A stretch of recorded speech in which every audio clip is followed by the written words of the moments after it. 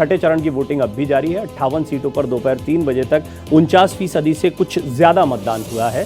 बिहार में दोपहर 3 बजे तक 45% से ज़्यादा मतदान हुआ है और कुल 58 सीटों पर जैसा हमने आपको बताया 49% से ज़्यादा मतदान है।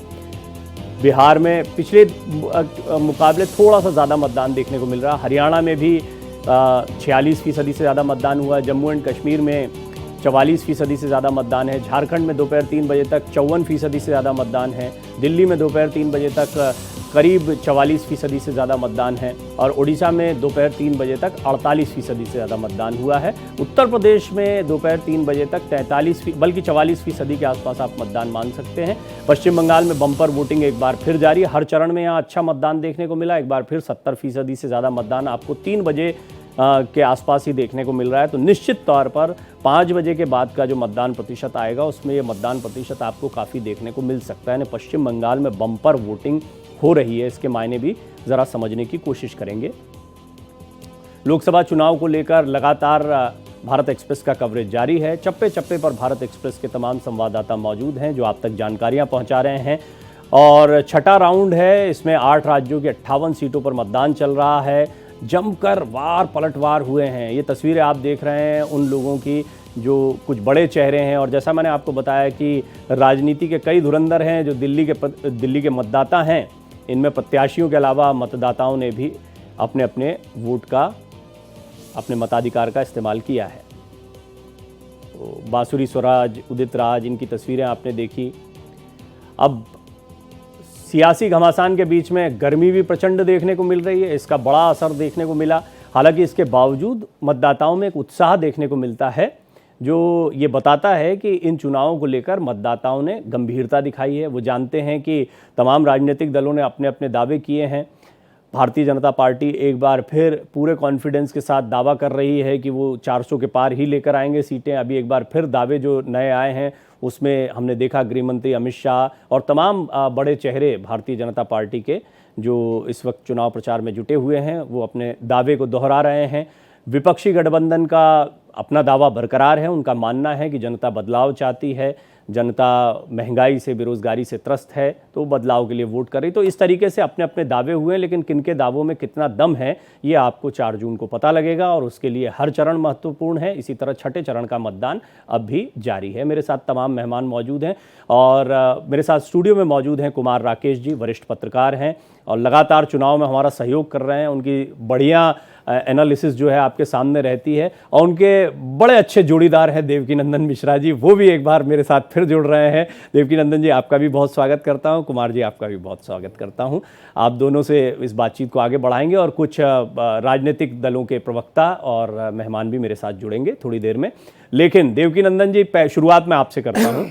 अभी छठे चरण तक चुनाव आ गया। अब धीरे धीरे आप देख रहे हैं कि हम लगभग एक जैसे मुद्दों पर बहुत सारी बातें करते रहे, कई बार एनालिसिस करते रहे। अलग अलग चरणों पर एनालिसिस करना वैसे भी बड़ा मुश्किल होता है क्योंकि फिर ठीक है भाई जो होगा 1 जून को देख लेंगे शाम को जब सारे चरण निपट जाएंगे और उसके 4 जून तक चकल्लस चलती रहेगी और 4 जून को 12 बजे सारी स्थिति स्पष्ट हो जाएगी। लेकिन दिल्ली और हरियाणा पर थोड़ा प्रकाश डालें। दिल्ली और हरियाणा बहुत दिलचस्प रहे हैं। यहाँ की सीटें बेशक कम हैं लेकिन दोनों राज्य बहुत इसलिए अहम हैं क्योंकि भारतीय जनता पार्टी को लगता है कि अपना पिछला प्रदर्शन सारी सीटों को जीतने का दोहराएगी। कांग्रेस हरियाणा को लेकर बड़ी कॉन्फिडेंट हो गई है। आम आदमी पार्टी के साथ जो कुछ हुआ उसके बाद दिल्ली की राजनीति पर, दिल्ली के मतदाता पर कितना असर पड़ा ये भी दर्शक जानना चाहेंगे। आपकी प्रतिक्रिया। देखिए, दिल्ली और हरियाणा ये दोनों इस वजह से महत्वपूर्ण है क्योंकि दोनों में भारतीय जनता पार्टी का कब्जा है। 2019 में भी था और 2014 में भी था। 2014 में भी दिल्ली की सभी 6 सीटें भारतीय जनता पार्टी ने जीती थी और 2019 में भी जीती थी। लेकिन तब जो है त्रिकोणीय मुकाबला था। एक तरफ भारतीय जनता पार्टी थी, दूसरी तरफ आम आदमी पार्टी थी, तीसरी तरफ कांग्रेस थी जी। इसके अलावा 2014 में अलग मुद्दा था। 2014 में कांग्रेस के खिलाफ एंटी इनकम्बेंसी थी और 2019 में पुलवामा की घटना थी। इन सारी परिस्थितियां अलग अलग, लेकिन इस बार जो है 2024 में अलग परिस्थितियां हैं। 2024 में कोई बड़ा मुद्दा भारतीय जनता पार्टी की तरफ से नहीं है बल्कि विपक्ष की तरफ से बहुत सारे मुद्दे रखे गए हैं। जैसे महंगाई है, आपने इसका जिक्र किया, बेरोजगारी है, संविधान को बचाने की बात है। इसके अलावा आम आदमी पार्टी और कांग्रेस दोनों एक साथ खड़े हो गए हैं। तो आम आदमी पार्टी और कांग्रेस के साथ खड़े होने से बीजेपी के लिए थोड़ी मुश्किल, क्या मुझे लगता है ज्यादा मुश्किल हो गई है। और हरियाणा और दिल्ली दोनों जगह कांटे की लड़ाई है। और बीजेपी के लोग भी ये नहीं कह रहे हैं कि नहीं वो पूरी दिल्ली में 6 सीट जीत जाएंगे और हरियाणा में 10 सीट जीत जाएंगे। वजह इसकी यह है कि एक तो जो अब मौजूदा जो भी सरकार रहती है, चाहे कोई भी सरकार रहे, उसके जब लंबा कार्यकाल उसका हो जाता है तो उसके खिलाफ एक एंटी इनकम्बेंसी रहती ही रहती है। तो 10 साल भारतीय जनता पार्टी को हो चुके हैं, तो उसका एंटी इनकम्बेंसी, हालांकि वो दिख नहीं रही है, दिख इस वजह से नहीं रही है कि जो चैनलों पर जो समस्या की बातें होनी चाहिए, जो प्रॉब्लम्स की बातें होनी चाहिए, वो बातें नहीं हो रही हैं। बातें हो रही हैं 400 पार की। आज भी प्रधानमंत्री मोदी जी ने 400 पार का नारा दिया, जो पब्लिक मीटिंग कर रहे थे वो दिख तो नहीं रहा, लेकिन जनता के बीच वो दिख रहा है। और जब 16 मार्च को इलेक्शन शुरू हुआ है, उससे पहले ही मुझे लगता है कि जनता अपना मन बना चुकी थी कि हमको वोट किसको करना है। चाहे कोई रैली करे, कुछ भी करे, कोई परिवर्तन नहीं आ रहा है। हाँ, आम आदमी पार्टी के जो मुखिया हैं अरविंद केजरीवाल, जो दिल्ली के मुख्यमंत्री भी हैं, उनको गिरफ्तार किया गया। एक ऐसे मामले में गिरफ्तार किया गया जो जी। एक शराब घोटाला जिसे कहा जाता है। और उस मामले में गिरफ्तारी के बाद से जो आम आदमी पार्टी है वो विक्टिम कार्ड खेलने की कोशिश में ठीक है, लगी। इस पर और थोड़ा और डिटेल वो में बात करेंगे। आपने काफी काफी डिटेल में एक एनालिसिस रखी है। बस 30 सेकेंड। और वो विक्टिम कार्ड एक तरीके से लगभग उनका कामयाब रहा, क्योंकि सुप्रीम कोर्ट ने उनको बेल दे दी और इलेक्शन कैंपेन के लिए बेल दे दी। तो जब इलेक्शन कैंपेन में वो आए तो उनके साथ बहुत सारी सिंपैथी है, और उसी सिंपैथी का फायदा और कांग्रेस के साथ उनका मेल जोल है। ठीक है। इस वजह से भारतीय जनता पार्टी को दोनों जगह कड़ी टक्कर मिल रही है। हमारे साथ कांग्रेस प्रवक्ता ज़ेबा खान भी जुड़ गए हैं। ज़ेबा जी, आपका भी स्वागत करता हूं। आपके पास आऊं उससे पहले कुमार राकेश जी, आपने डिटेल में सुना, अब मैं एक और आपका पक्ष जानना चाहूँगा कि इस पूरे चुनाव के दौरान कई जगहों पर हमने देखा बयान कई बार पलटे, कई बार बयान तीखे हो गए। पलटे से मतलब है कि हमने देखा कि किसी एक ट्रैक पर चल रहे हैं, फिर अचानक से लगा नहीं ये मसला नहीं जम रहा है, इससे बेहतर होगा कि इस मुद्दे को उठाया जाए। तो बहुत सारी चीज़ें एक तरीके से इम्प्रोवाइज़ की गई चुनाव के दौरान, और वो होता भी है, राजनीति का एक मजबूरी भी समझ लीजिए कि हवा के रुख को भांपते हुए नेता अपने बयान देते हैं। क्या भारतीय जनता पार्टी ने अपनी स्ट्रैटेजी को, अपने टारगेट को रिवाइज किया होगा? बेशक वो बोल रहे हैं अभी भी 400 पार, लेकिन आपका क्या आकलन है? और अभी कई एक्सपर्ट्स जो हैं ये मानने लगे हैं कि 400 पार तो बड़ा मुश्किल लग रहा है। हाँ, ये हो सकता है कि पूर्ण बहुमत या पिछले प्रदर्शन को दोहरा लिया जाए, और ख़ास तौर पर तब जबकि दिल्ली हरियाणा पर एक एनालिसिस देवकीनंदन जी ने रखी जिसमें एक कड़ी टक्कर की बात कही जा रही है। आपने बहुत अच्छी बात कही प्रवीण जी, कि 400 पार और 370 पार बीजेपी, 400 पार एनडीए।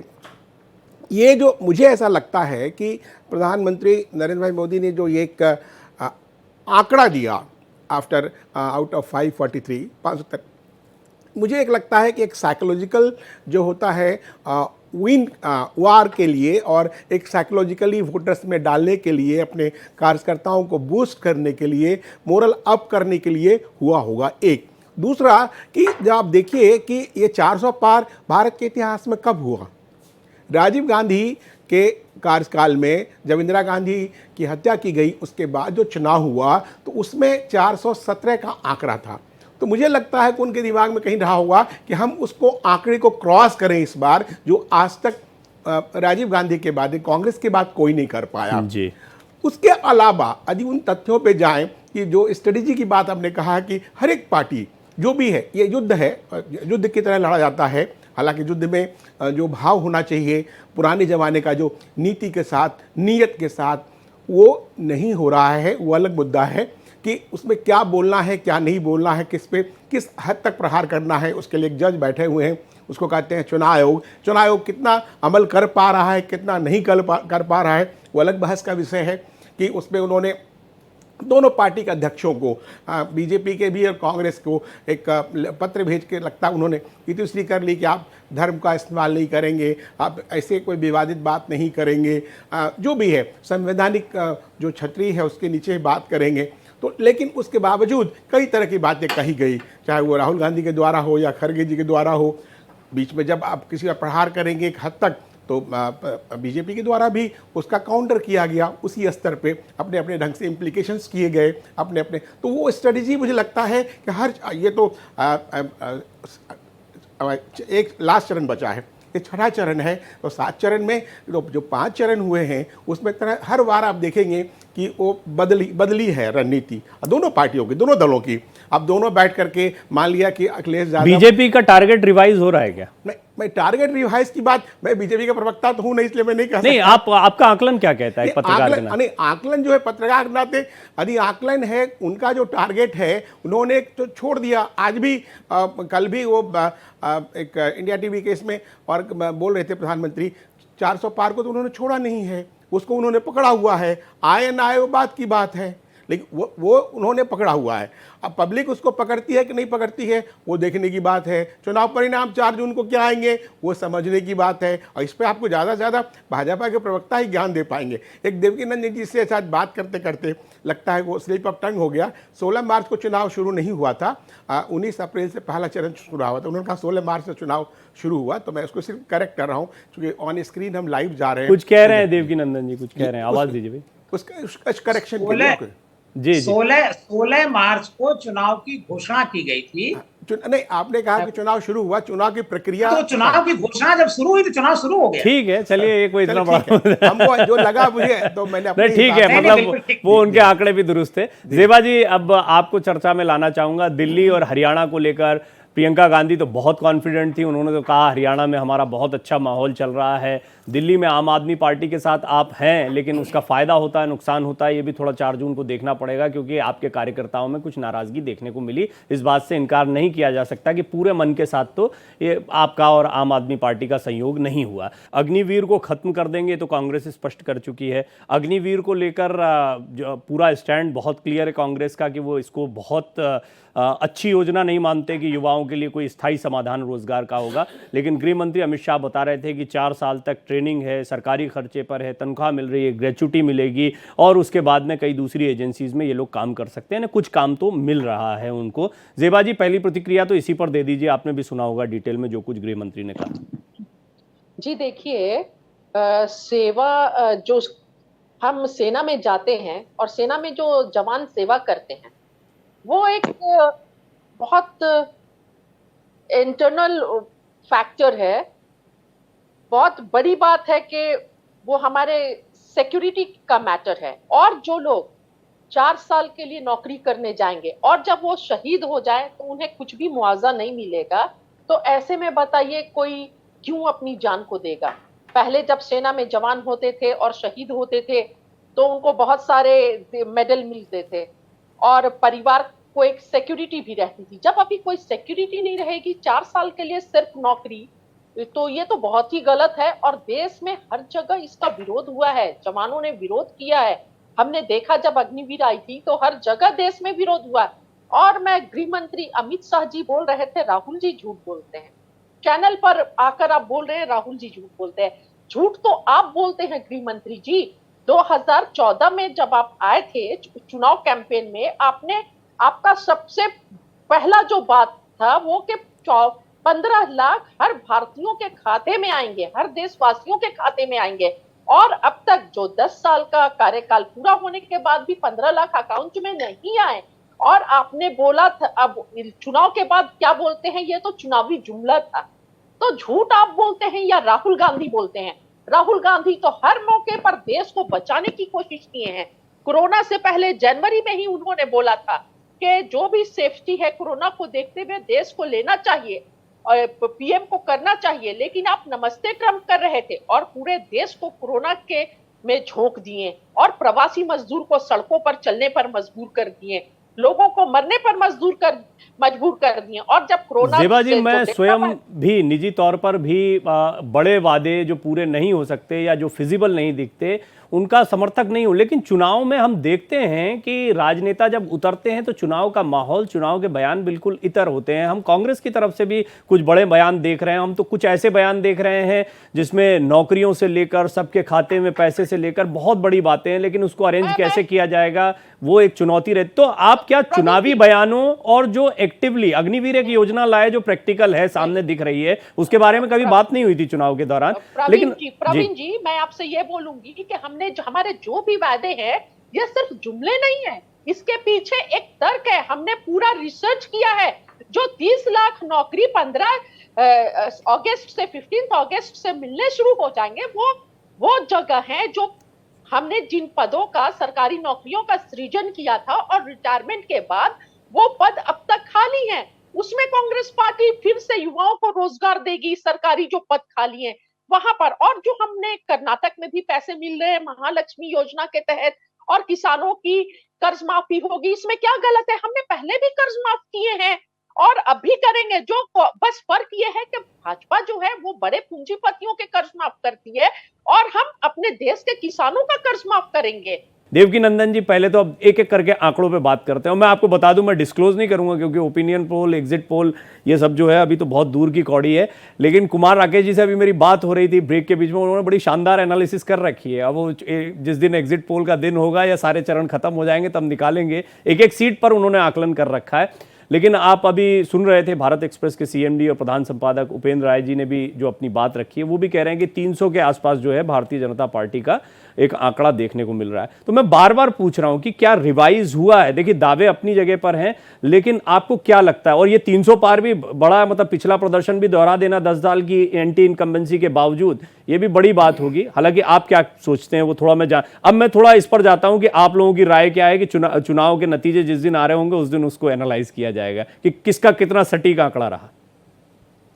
देखिए, दावे तो हर पार्टी की तरफ से किए जाते हैं। भारतीय जनता पार्टी ने भी एक टारगेट फिक्स किया कि हम इस बार 400 पार करेंगे। कुमार राकेश जी ने सही बताया कि बीजेपी ने क्यों 400 पार का ये सोचा, क्योंकि कांग्रेस जो है इंदिरा गांधी की हत्या के बाद 400 पार कर चुकी, उसके बाद कोई पार्टी 400 तक नहीं पहुंच पाई। तो बीजेपी ने सोचा कि भाई हम 282 पहुंचे, उसके बाद 303 पहुंचे, तो इस बार 400 पार का नारा दे दिया जाए। ये देखिए, चुनाव जो है परसेप्शन पर होता है।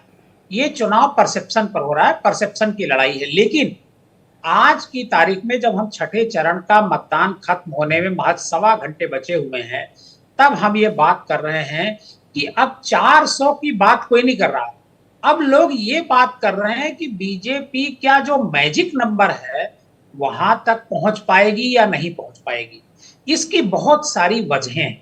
दरअसल जो उपेंद्र राय जी ने कहा, बहुत अच्छी बात कही कि ये चुनाव 2014 और 2019 का नहीं है।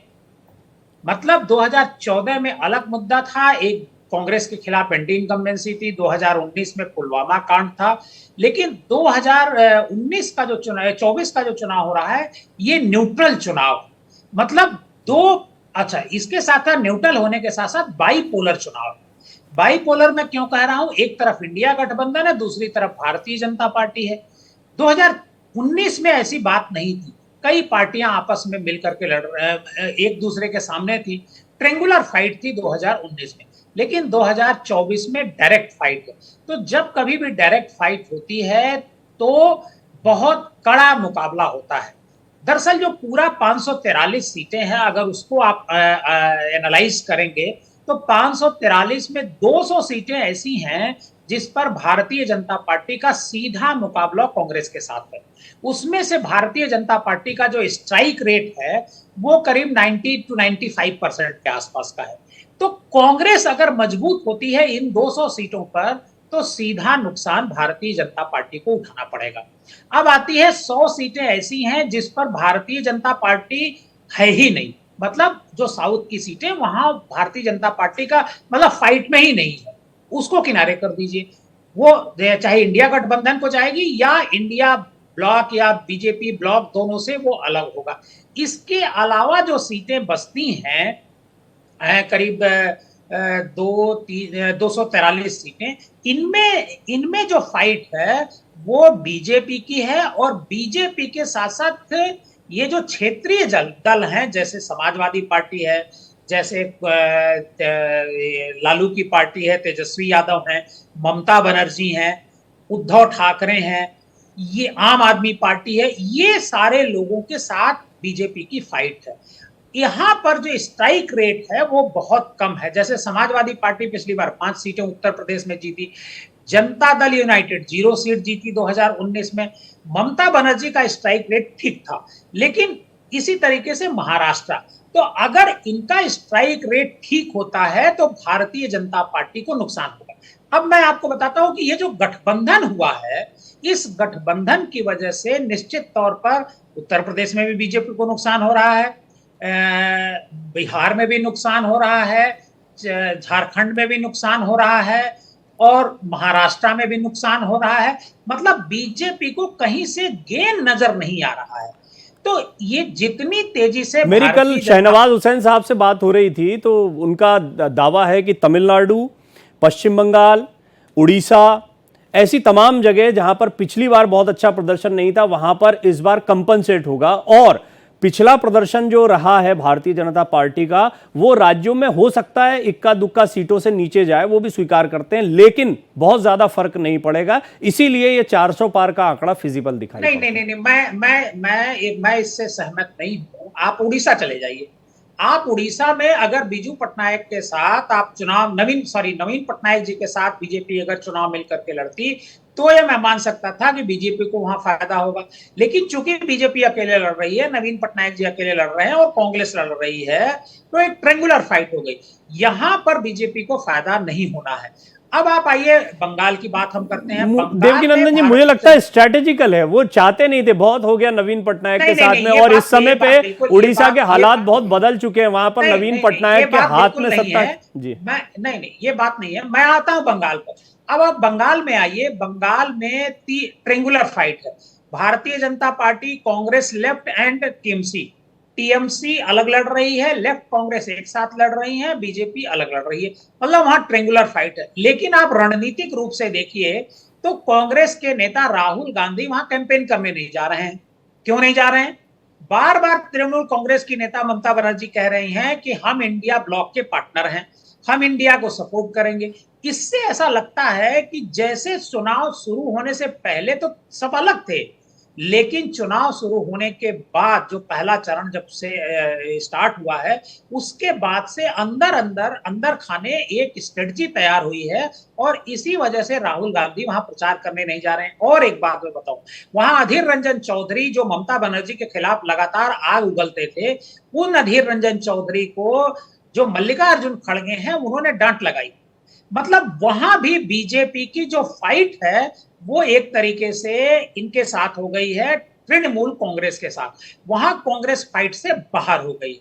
इसी तरीके से क्यों, लेकिन सीधे सीधे ये वॉकओवर, मतलब कांग्रेस का साथ होने से नुकसान होता क्या तृणमूल कांग्रेस को अगर साथ आई जाती? मैं अभी देख रहा था, आपने सही बात बोली है। अभी मेरे साथ प्रवक्ता थे तृणमूल कांग्रेस के, वो कांग्रेस के खिलाफ नहीं बोलना चाह रहे थे। मैं कांग्रेस और तृणमूल कांग्रेस अगर साथ लड़ते तो अलग स्थिति होती,